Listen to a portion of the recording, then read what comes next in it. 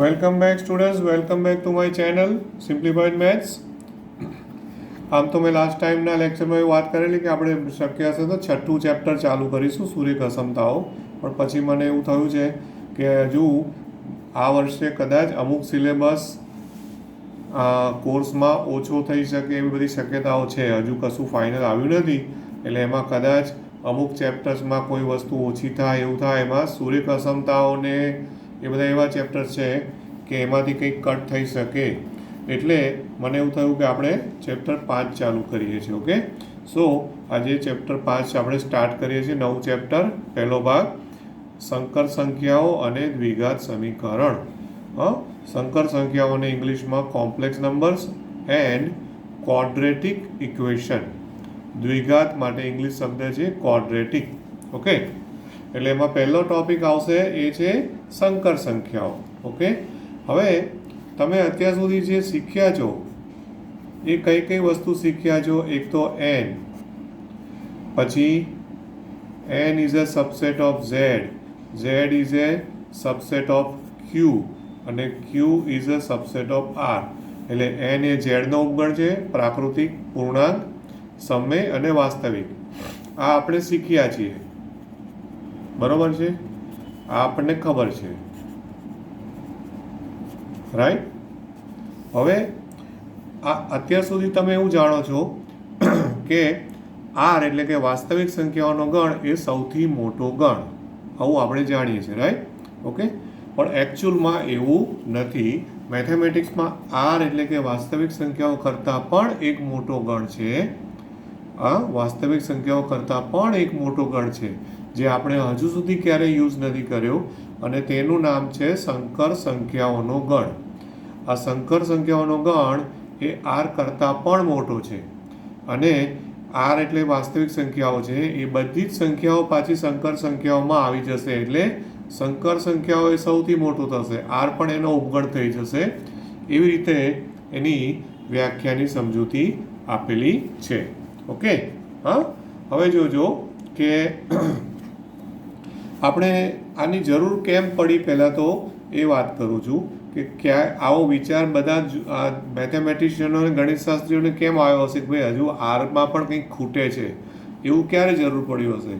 તો આની સાથે સાથે બીજું ચેપ્ટર એમણે લીધું છે દ્વિઘાત સમીકરણ, જે જૂનામાં નહોતું. જૂનામાં કેવું હતું? એક જ હતું, આ ટાઇટલમાં આપેલું નહીં, પણ એકચ્યુઅલી દ્વિઘાત સમીકરણ સાથે આનું થોડું કનેક્શન છે.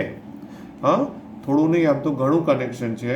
અને એના કારણે એ લોકોએ શું કર્યું છે કે એના ટાઇટલમાં બંને નામ આપ્યા છે, સંકર સંખ્યાઓ અને દ્વિઘાત સમીકરણ. ઓકે, હવે તમે દ્વિઘાત સમીકરણ છે દોસ્તો, એને વ્યાપક સ્વરૂપે શું લખો છો? દ્વિઘાત સમીકરણને યાદ છે ને? આ આપણું વ્યાપક દ્વિઘાત સમીકરણ હું લખું તો તમે શું લખશો? વ્યાપક એટલે કે જનરલ ઇક્વેશન એનું. તો તમે આ રીતે લખશો, રાઈટ? કે ax² plus bx plus c is equal to 0. આવું લખો છો, બરોબર? જ્યાં a, b અને c બિલોંગ્સ ટુ r, એ સહગુણકો છે. અને એમાં પાછું a નોટ ઇક્વલ ટુ 0. એ ખબર પડી? a not equal to 0. એનું રીઝન શું છે કે a 0 લો તો આ પહેલું પદ 0 થઈ જાય, અને પહેલું પદ 0 થઈ જાય તો એ દ્વિઘાત મટી જાય, મતલબ દ્વિઘાત ના થાય અને સુરેખ થઈ જાય. દ્વિઘાતની બદલે સુરેખ, એક ઘાત હોય ને સુરેખ કહેવાય, બે ઘાત છે એટલે દ્વિઘાત કહેવાય છે, બરોબર ને? ઓકે, તો a not equal to 0 compulsory છે, તો જ એ દ્વિઘાત સમીકરણ થાય. હવે આ દ્વિઘાત સમીકરણ માટે તમે ડેલ્ટા શીખેલા છો દોસ્તો. ડેલ્ટા, એને તમે વિવેચક નામ આપ્યું હશે, ના નામ આપ્યું હોય અત્યાર સુધી, તો એના માટે વિવેચક શબ્દ છે ડેલ્ટા. અને ડેલ્ટા એટલે b² માઇનસ 4ac. ઓકે, આ આપણે શીખેલા છીએ, ડેલ્ટા કહેવાય એને, બરોબર? ઘણી વખત ડેલ્ટા સંકેત વાપરે છે, અથવા એના માટે બીજો સંકેત શું વાપરશે ખબર છે? Capital D. ડેલ્ટા પણ વાપરશે, અને બીજો સંકેત કયો વાપરશે? Capital D. Okay, right. અત્યારે એનસીઈઆરટીની બુકવાળાએ એ જે ડેલ્ટા સંકેત છે એ ડેલ્ટાની જ જગ્યાએ એ લોકોએ કેપિટલ ડી સંકેત વાપરેલો છે. D, right. એટલે ડેલ્ટા અથવા ડી એનું ઇંગ્લિશમાં નામ છે ને એકચ્યુઅલી ડિસ્ક્રિમિનન્ટ. ઇંગ્લિશમાં એને શું કહે છે? ડિસ્ક્રિમિનન્ટ. અને ડિસ્ક્રિમિનન્ટ ઉપરથી એ લોકોએ ડી સંકેત રાખ્યો છે. પણ હું ડીની બદલે ડેલ્ટા યુઝ કરું છું. આપણી સ્ટેટ બોર્ડની યુઝમાં તો ડેલ્ટા હતું જ. આપણે ટેક્સ્ટબુક પ્રમાણે ડી યુઝ કરીએ, નો પ્રોબ્લેમ. પણ ડી એટલા માટે કન્ફ્યુઝન થશે કે આગળ એક ચેપ્ટર એવા 12મા ધોરણમાં આવશે જેમાં ડી સંકેત આવવાનો છે અને પછી એ વખતે ડી સંકેત સાથે બધું કન્ફ્યુઝન થઈ શકે છે, એટલા માટે. ઓકે, હવે અત્યારે તો આપણે ટેક્સ્ટબુક પ્રમાણે જ જઉં છું એટલે ડી સંકેત રાખો ડેલ્ટાની બદલે, રાઈટ. આ b² - 4ac માટે તમારી પાસે 3 વિકલ્પો હતા, યાદ છે? કે જો ડેલ્ટા ગ્રેટર ધેન 0 હોય તો તમે શું કરતા હતા? ડેલ્ટા ધન આવે તો તમે શું કહેતા હતા? કે જે સમીકરણ હોય ને એ સમીકરણના કેટલા ઉકેલ હોય? 2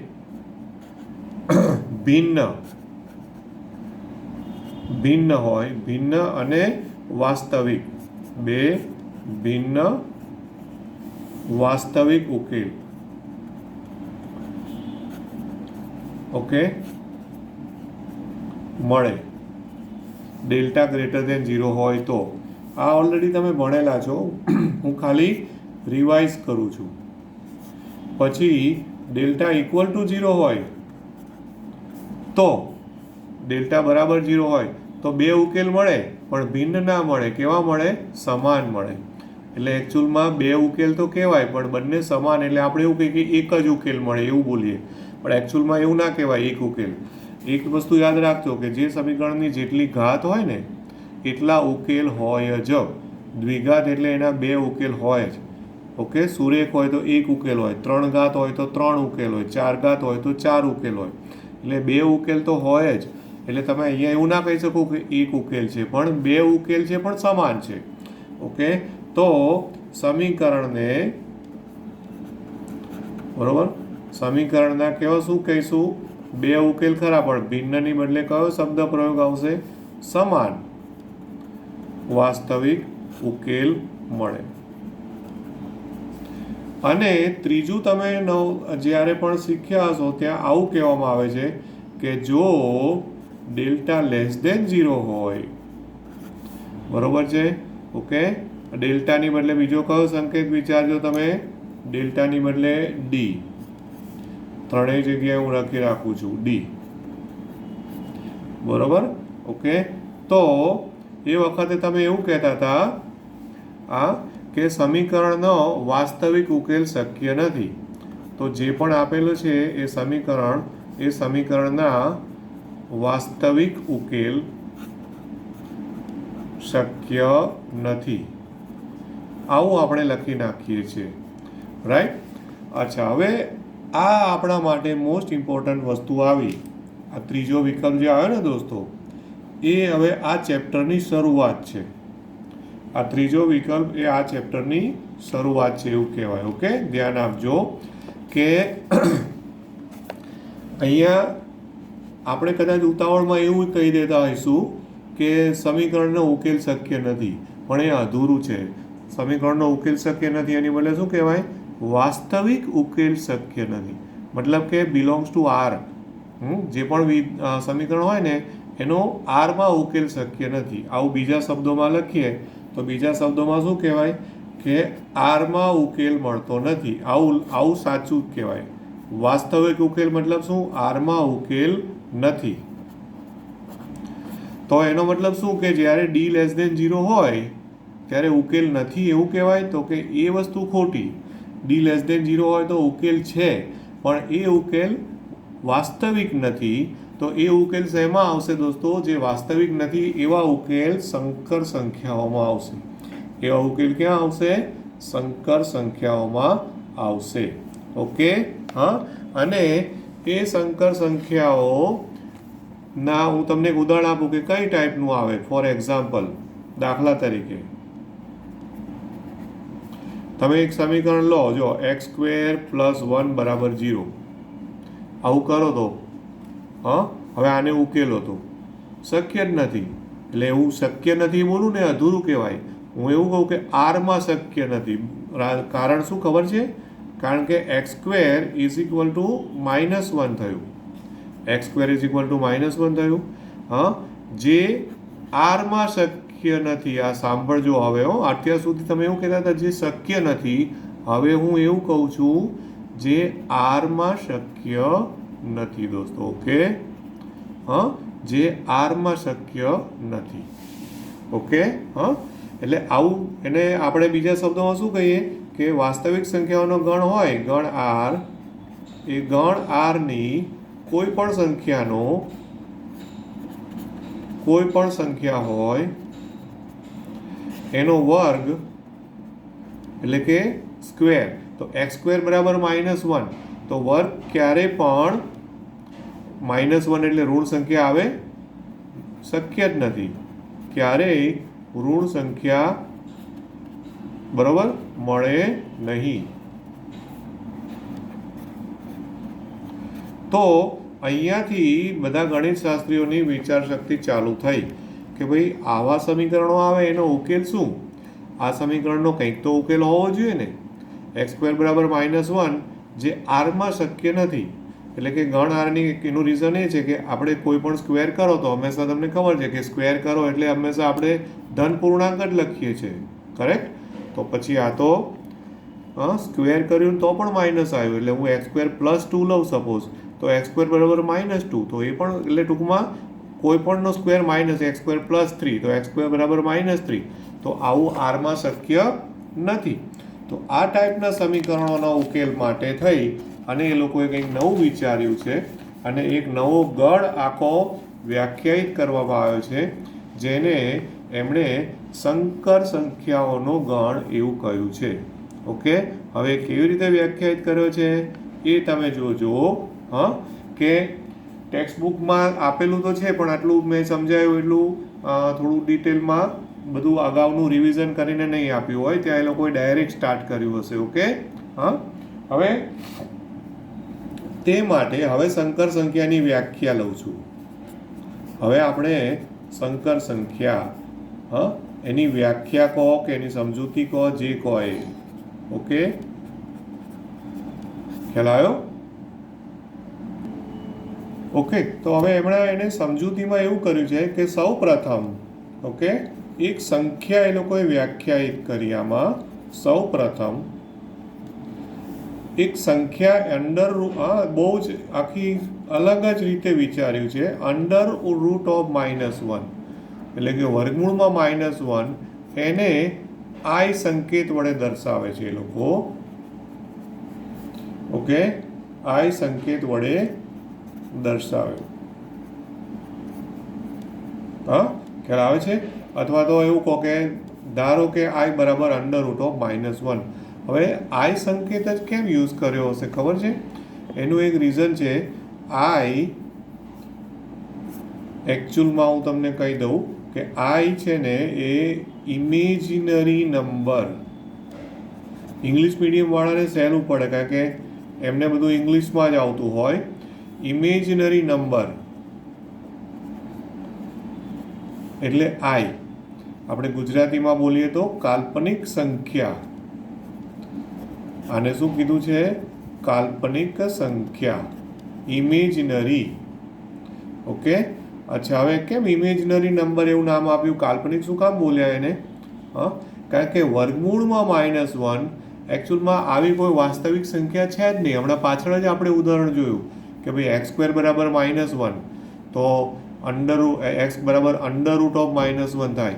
તો એ અંડર રૂટ ઓફ -1 એ કોઈ રિયાલિટીમાં શક્ય નથી, વાસ્તવિકતામાં એ શક્ય નથી. ઓકે દોસ્તો, એટલે એ લોકોએ શું કર્યું કે અંડર રૂટ ઓફ -1 ને આઈ સંકેત આપી દીધો છે. ઓકે, જેથી આ બંને બાજુ સ્ક્વેર કરો તો i² ઇઝ ઇક્વલ ટુ -1 થયું. i² ઇઝ ઇક્વલ ટુ શું થયું? -1 થયું કે નહીં? એટલે આ બે વસ્તુ બહુ જ અગત્યની છે. આપણે જ્યારે બી દાખલાઓ ગણીશું ને ત્યારે આ આખા ચેપ્ટરનું આ હાર્ટ છે, જે એવું કહો કે આના લીધે જ આખી સંકર સંખ્યાઓ ઊભી થઈ છે. i² ઇઝ ઇક્વલ ટુ -1 થાય કે નહીં? બરાબર, i² બરાબર -1 થાય. કરેક્ટ? અચ્છા, તો એટલે આપણે હમણાં જે પેલું ઉદાહરણ લીધું, એ ઉદાહરણ શું હતું? પેલું x² ઇઝ ઇક્વલ ટુ -1 હતું. તો -1 બરાબર i² મૂકી દેવાય કે નહીં? તો x² is equal to i². હવે બંને બાજુ વર્ગમૂળ કરો તો x is equal to plus or minus i. તો આ એના બે ઉકેલ થઈ ગયા. એક ઉકેલનો i થયો, બીજો ઉકેલ -i, જ્યાં i બરાબર √(-1). આ સાવ ટોટલી આખું આમ આપણા માટે સાવ જ નવી વસ્તુ છે. અત્યાર સુધી ક્યારેય પણ જિંદગીમાં, લાઈફમાં ક્યારેય ના વાપરી હોય એ રીતની આ વસ્તુ આવે છે. એટલે બરાબર શાંતિથી સાંભળજો અને જોજો. ઓકે, કે આ વાસ્તવિક સંખ્યાઓ સુધી તમને બધું ખબર છે, પણ આ જે હવે આવે છે સંકર સંખ્યાઓ, એમાં કાલ્પનિક સંખ્યાઓની વાત આવે છે. કાલ્પનિક એટલે કે જે સ્ક્વેર કરો તો બી માઇનસ થાય એવી સંખ્યાઓ પણ આમાં સમાવેશ થઈ જાય છે. અને આ એણે એક સંકેત તરીકે વ્યાખ્યાયિત કર્યું, ઇમેજિનરી નંબર. ઓકે, બરાબર. હવે આ આઈનો ઉપયોગ કરી અને હવે એની વ્યાખ્યા આપી છે એમણે. આજે હવે આ વ્યાખ્યા એની સમજૂતી જે કહે તો વ્યાખ્યા તરીકે ગણવું હોય તો ગણી શકાય કે AB બિલોંગ્સ ટુ R. બે A અને B બે વાસ્તવિક સંખ્યાઓ હોય, AB બિલોંગ્સ ટુ R હોય. ઓકે, તો જો AB બિલોંગ્સ ટુ R હોય તો હવે આ A અને B બંને બિલોંગ્સ ટુ R એટલે શું છે? વાસ્તવિક સંખ્યાઓ છે. ઓકે, તો આ બંનેની મદદથી એ લોકોએ સંકર સંખ્યા બનાવી છે. એ કેવી રીતે બનાવી છે? આવી રીતે બનાવી છે, A + IB. આ કેમ આવ્યું એવી આર્ગ્યુમેન્ટ પણ નહીં કરવાની. આ એમની વ્યાખ્યા, એમની સમજૂતીમાં છે કે કોઈ પણ સંકર સંખ્યા આ સ્વરૂપમાં દર્શાવાય, A + IB. ઓકે, ખ્યાલ આવે છે? તો A + IB ને શું નામ આપ્યું છે એ લોકોએ દોસ્તો? સંકર સંખ્યા કહ્યું છે. સંકર સંખ્યા. ઓકે, એટલે ઇંગ્લિશમાં તો ઓલરેડી મેં ટાઇટલમાં લખી નાખ્યું છે, કોમ્પ્લેક્સ નંબર. સંકર સંખ્યા એટલે શું? કોમ્પ્લેક્સ નંબર, બરોબર, તરીકે વ્યાખ્યાયિત કરવામાં આવી છે. તરીકે આને વ્યાખ્યાયિત કરવામાં આવી છે.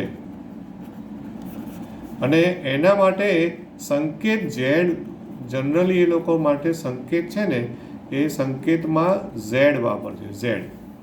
ઓકે, આ Z એનો સંકેત છે. ઓકે, એટલે કે માટે તમે શું કહી શકશો? Z is equal to A + IB. આ રીતે લખાય. ખ્યાલ આવ્યો કે નહીં? બરોબર છે. અચ્છા, અને બીજું કે સંકર સંખ્યાઓનો ગણ છે ને, આ સંકર સંખ્યાઓના ગણ એને કેપિટલ C વડે દર્શાવાય છે. સંકર સંખ્યાઓના ગણને કેપિટલ C. ઓકે, સંકર સંખ્યાઓના ગણને શેના વડે દર્શાવાય છે? કેપિટલ C વડે દર્શાવાય છે. ઓકે, મતલબ કે આ Z છે ને, એ Z બિલોંગ્સ ટુ C. આપણે જે પેલો R છે ને, NZQR, તો હવે એક નવો સંકેત ઉમેરાયો, C, capital C. Small c નહીં. આ કયો સંકેત છે? કેપિટલ C છે, યાદ રાખજો. ખ્યાલ આવે ને? સ્મોલ c નથી. એટલે આ Z is equal to A + IB જે લખ્યું ને, એમાં પણ પાછું ધ્યાન રાખજો. અહીં ઇમ્પોર્ટન્ટ નોંધ. હવે નોંધમાં એવું છે કે આ જે Z is equal to A + IB છે ને, IB, એમાં એ લોકો આ A અને B ને પણ નામ આપ્યા છે કે A એને Z નો વાસ્તવિક ભાગ કહેવાય છે. એને કયો ભાગ કહે છે? વાસ્તવિક ભાગ. વાસ્તવિકનું ઇંગ્લિશ શું થાય? રિયલ. એટલે એને સંકેતમાં આવી રીતે લખે છે, જો RE અને કૌંસમાં Z, એટલે કે રિયલ પાર્ટ ઓફ Z. શું કહેવાય આને? Real part of Z. તથા બી જે છે, બી એટલે આઈની સાથે જે જોડાયેલું હોય ને, આઈ પોતે તો કાલ્પનિક સંખ્યા છે જ, આઈ તો ઇમેજ, પણ એની સાથે જે બી જોડાયેલું છે. હવે ધ્યાન રાખજો, એ અને બી બંને બિલોંગ્સ ટુ આર જ છે, એટલે બી પણ વાસ્તવિક સંખ્યા જ છે, પણ બી કોનો સહગુણક છે? આઈની સાથે જોડાયેલું છે. તો બી જે પણ સંખ્યા આઈની સાથે ગુણકમાં હોય ને, એને કાલ્પનિક ભાગ કહેવાય. ઓકે, એટલે બી જે છે એના માટે કાલ્પનિક ભાગ આવો શબ્દ વાપરે છે. કાલ્પનિકનું ઇંગ્લિશ શું થાય? ઇમેજનરી. એટલે એને સંકેતમાં આવી રીતે લખવામાં આવશે, imaginary part of Z. IM imaginary part of Z, REZ real part of Z. Okay, કહેવાય છે. ખ્યાલ આવ્યો કે નહીં? તો આ એકદમ અગત્યની નોંધ છે, યાદ રાખજો. Okay, right. તો આજનું જે આપણું આ લેક્ચર છે એ થોડું શોર્ટ છે અને આટલે સુધીની તમને આપી છે. આજે મેં ઇન્ટ્રોડક્શન આપી, કહેવાય સંકર સંખ્યાઓની ઇન્ટ્રોડક્શન, અને સંકર સંખ્યાની વ્યાખ્યા અને સંકર સંખ્યાની શું કામ જરૂર પડી તે મેં તમને કહ્યું છે. Okay, right. ઓકે, હવે આપણું જે નેક્સ્ટ લેક્ચર આવશે એમાં આનાથી આગળ આપણે જઈશું. અને બીજી એક વસ્તુ પણ કહી રાખું કે સોમવારનો મારું લેક્ચર કદાચ ના પણ થાય, લગભગ મારે થોડા સોશિયલ પ્રોબ્લેમના કારણે. જો સોમવારનું લેક્ચર થવાનું હશે તો હું તો આપણા વોટ્સએપ ગ્રુપમાં તમને જાણ કરીશ, નહીં તો આપણે ડાયરેક્ટ મંગળવારે મળીશું. ઓકે, તો આ ખાસ ભૂલ્યા વગર યાદ રાખજો. Okay, thank you very much. Have a nice day.